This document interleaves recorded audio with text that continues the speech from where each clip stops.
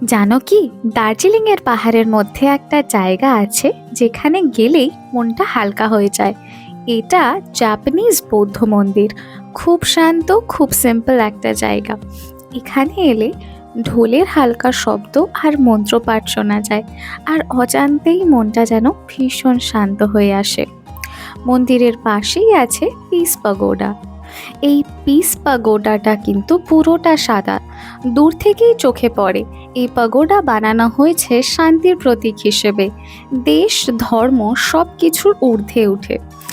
চারিদিকে বুদ্ধের 4টি মূর্তি আছে, যেগুলো তার জীবনের আলাদা আলাদা সময়কে দেখায়।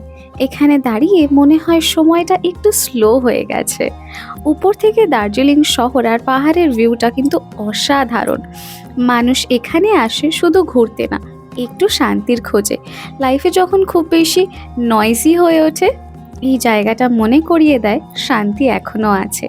এরকমই আরও সুন্দর সুন্দর শর্টস বা ভিডিওস দেখার জন্য আমার চ্যানেলটাকে সাবস্ক্রাইব করে রাখো। Thanks for watching.